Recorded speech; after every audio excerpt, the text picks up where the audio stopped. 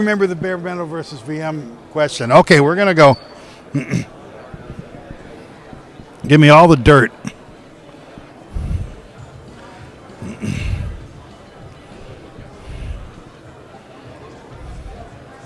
This is Roger Strokoff of the Cloud Expo TV. It's day 2 at the 23rd International Cloud Expo here in Santa Clara, California. You can see behind me that the expo floor is booming, and we're having a lot of fun here on the TV set as well. Joined by Andrew MANDER of Diamanti, and so he's going to, thank you, welcome. He's going to talk a little bit about the company, but what he really wants to talk about is Kubernetes and everything related to it, and containers too.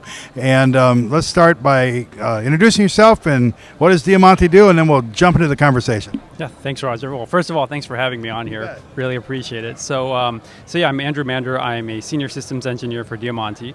If you don't mind, just want to give a little bit of background about Diamanti to folks who haven't heard of us. So Diamanti is a containers-based company where we build a platform with Kubernetes and Docker. We built the first hardware-based Kubernetes solution out on the market today, and it's essentially the shortest distance between a business or technical need around containers to actual production. And our customers include pretty much the Fortune 5000, major banks, energy, media and entertainment, service providers, a lot of names that folks would recognize. Also, the company is venture backed. We're backed by companies like Goldman Sachs, DFJ, and others. So, someone believes you. The thing is, containers came, I wouldn't say out of nowhere. I was doing a lot of work in Cloud Foundry space a few years ago. They have containers, and then suddenly Docker comes out. This is going to take over the world, and the people at Cloud Foundry were sort of happy about that. And then out of the blue comes Kubernetes, this sort of immature thing that people didn't really understand and viewed as a toy. The next thing you know is taking over the world. It sounds like a Diamanti. You've had to follow this change in a very short period of time. So how have you managed to do that and then offer solutions to such a good group of customers? Yeah, so it's sort of interesting. When the product was first being developed in around 2013, when the company was founded, as they went along and developed it out, there were some strategic bets that had to be made. They had to bet that Docker would be the leading sort of container platform, Kubernetes would be the primary orchestrator, the costs per gig on NVMe flash would come down, and they were fortunate. Every single one of those bets paid off. And so we are first to market, and as far as I know, the only one to market still that has a lot of container native hardware all sort of rolled together that's designed to work in unison with Kubernetes. So we built all these things from the ground up, partly based on skill, partly based on luck, and so here we are, Yeah, sometimes the harder you try, or the more you work at it, the luckier you get. Or the harder you work, the luckier you get sometimes. So also, at another level, there's people that are trying to do stuff in bare metal. There's people that are deploying VMs. How does that work, and what are some of the advantages and even disadvantages that you've seen?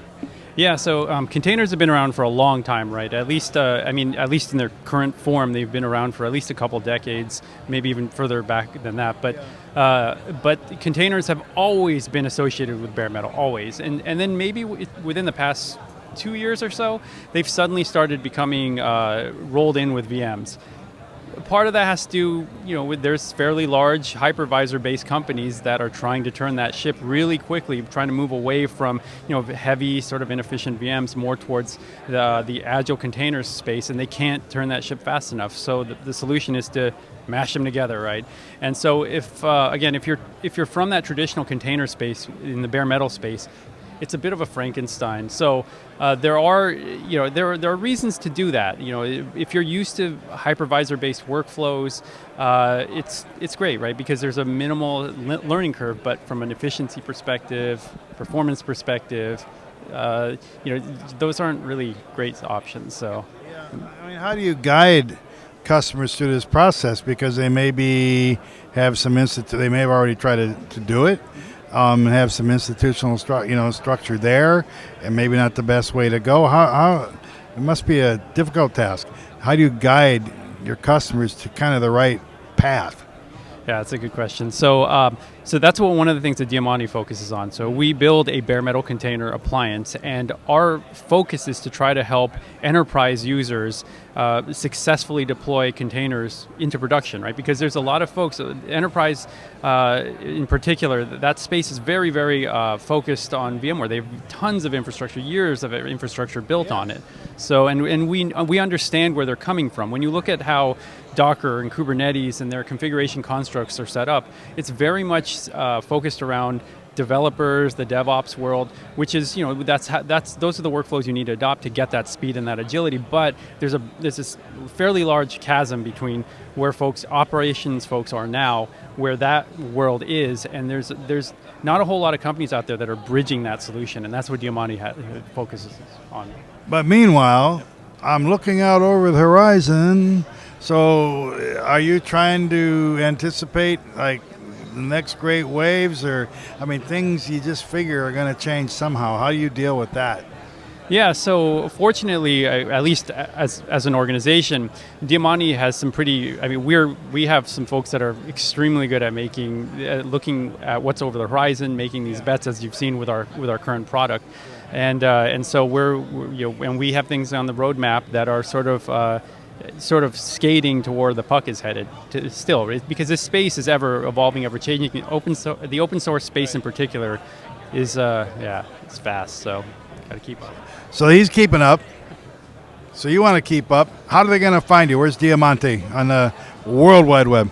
So you can always check us out at www.diamanti.com, and we also have a Twitter feed. You can find us on essentially on LinkedIn. So we do quite a bit of work, with customers out in the field. You can find us at all the major cloud convention shows, like this one, like Cloud Expo, DockerCon, KubeCon. So we're good. Thanks for joining us. We're going to have to do this later. So this is the thing. It's like eternal evolution, really evolving. These folks have been, on top of it. They're staying on top of it. It'll be really interesting to see how things progress. While at the same time, there's so much going on right now, and best of luck with everything you're doing.